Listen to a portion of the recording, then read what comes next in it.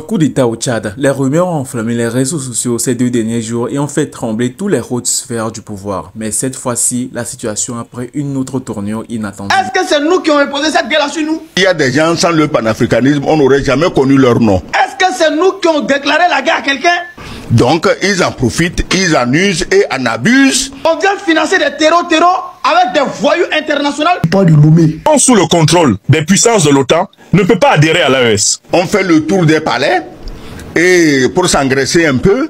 Et puis quand on vient, on se dit, ah, si on laisse la paix régner, il n'y aura pas de clivage, il n'y aura pas de raison de continuer à s'empiffrer. On n'a qu'à permettre au peuple de s'exprimer d'abord. Pour venir brigander l'Afrique, pour venir piller l'Afrique, et vous avez refusé de vous réveiller. Tu es plaisanté? C'est pas mieux. Vous qui êtes à côté là, vos mères cons. Les faits comme les voleurs là, c'est pas mieux, vous allez venir voir renégocier les contrats les gars. Quand on vous localise sur la terre ici, que tu as Chine au Japon, partout, mercon de vous tous.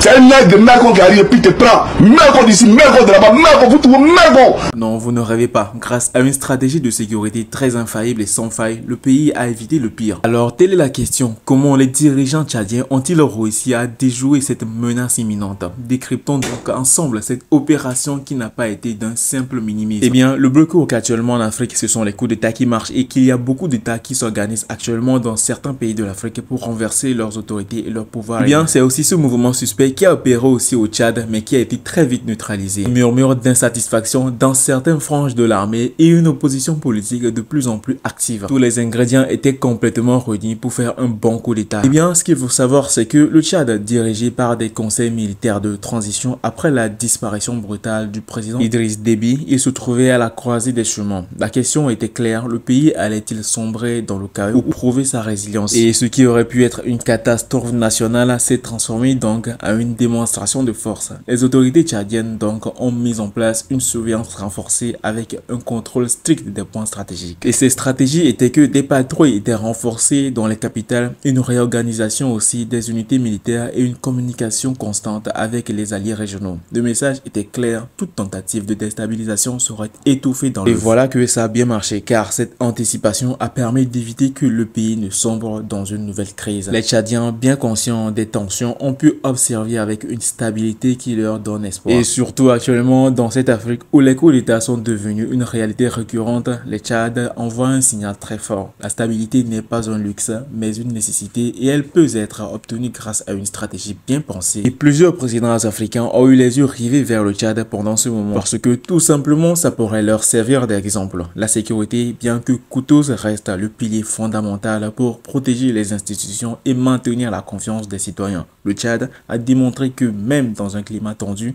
une gestion rigoureuse peut faire la différence. Et en évitant ce scénario catastrophique, le Tchad consolide donc sa place dans la région et beaucoup de pays pourront donc prendre exemple sur lui. Il reste un acteur clé dans la lutte contre les menaces transitionnelles et un partenaire fiable pour ses voisins. Du coup, Abdourahmane Tchani au Niger, le capitaine Ibrahim Traoré au Burkina Faso et le colonel Assimi Goïta n'ont donc rien à craindre car il s'agit d'un allié et d'autres figures influentes au Sahel suivent donc de près l'évolution de la situation au Tchad. Le succès pourrait bien renforcer la solidarité entre ces dirigeants pour contrer les ingérences extérieures et renforcer l'indépendance africaine. Et donc, si le Tchad a pu éviter le pire, c'est que tous les autres pays africains aussi peuvent désormais le faire. Le chemin donc reste semé d'embûches, la transition politique est toujours en cours et les tensions internes ne disparaîtront pas du jour au lendemain. Cependant, en déjouant ce coup d'État, le pays a montré qu'il est prêt à relever le défi et à protéger ses institutions. Les Tchadiens peuvent espérer un futur plus stable, mais la vigilance reste de mise. Des échanges de tirs pendant près d'1 heure dans le centre-ville de Djamena, la capitale tchadienne. Aux alentours du palais présidentiel, mais également à l'intérieur de l'enceinte, où un commando armé d'une vingtaine de personnes aurait pénétré avant d'être maîtrisé par la garde présidentielle. Le périmètre a été bouclé par l'armée, des soldats et des chars ont été déployés sur place. Arme à la ceinture, le porte-parole du gouvernement affirme que la situation est désormais sous contrôle, évoquant une tentative de déstabilisation, sans préciser l'identité des assaillants ni leurs motifs.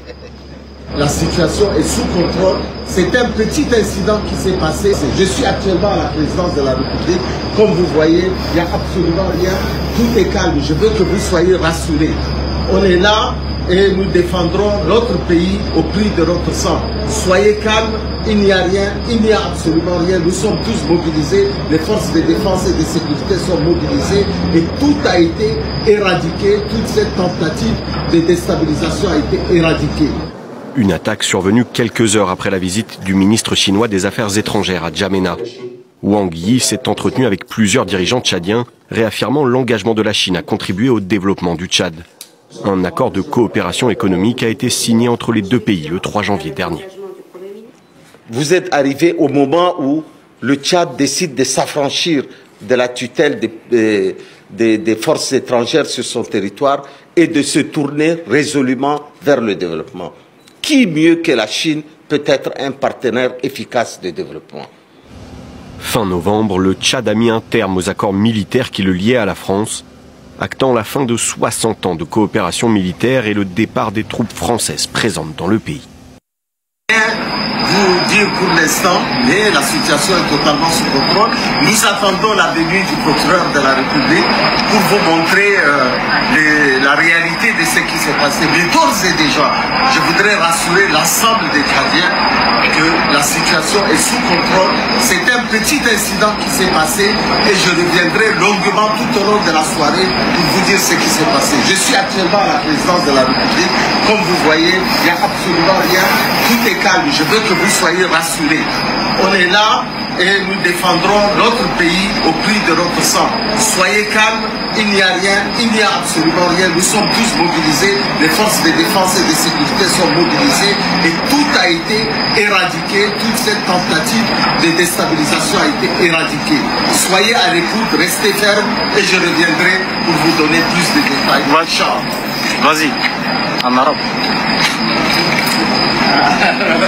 Je suis entouré des militaires dans un calme total et nous avons préféré faire un direct pour vous dire que nous sommes mobilisés pour défendre la patrie et pour défendre notre président. Inch'Allah, nous allons anéantir tous ces rigolos qui pensent remettre en cause l'intégrité de notre pays.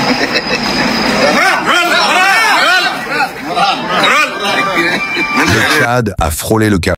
Une tentative de coup d'État était en préparation, mais grâce à une vigilance extrême et une organisation millimétrée, le pays a évité une crise qui aurait pu tout bouleverser. Dans une région marquée par l'instabilité, ce succès retentissant montre que le Tchad est prêt à défendre sa souveraineté contre toutes les menaces. Plongeons dans les détails de cette opération stratégique. Les signes étaient là. Des murmures dans les cercles politiques, des mouvements suspects au sein de l'armée et une opposition qui semblait de plus en plus désunie. Mais derrière ces tensions visibles, des acteurs anonymes préparaient un plan dangereux. Ce n'est pas la première fois que le Tchad se trouve confronté à ce genre de situation. Cependant, cette fois-ci, le contexte est différent. La transition politique en cours rend le pays vulnérable. Les ambitions personnelles et les influences extérieures avaient trouvé un terrain fertile pour semer la discorde. Mais les autorités tchadiennes n'ont pas laissé la situation dégénérer. En amont, un travail minutieux d'analyse des menaces a permis de repérer les failles potentielles. Les services de sécurité, en étroite collaboration avec les forces armées, ont multiplié les contrôles et les interventions.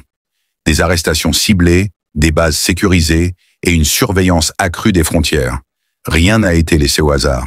Les comploteurs, surpris par cette réaction rapide, ont été neutralisés avant même de pouvoir passer à l'action. Ce succès tchadien n'est pas arrivé par hasard. Inspiré par des figures fortes de la région comme Ibrahim Traoré au Burkina Faso et Abdourahmane Tiani au Niger, les dirigeants tchadiens ont renforcé leur coordination régionale. Cette solidarité entre pays du Sahel, confrontés aux mêmes défis, permet d'échanger des informations stratégiques et d'unir les forces contre les menaces internes comme externes. Ce modèle de collaboration est une véritable révolution dans une région où l'instabilité a souvent été la norme.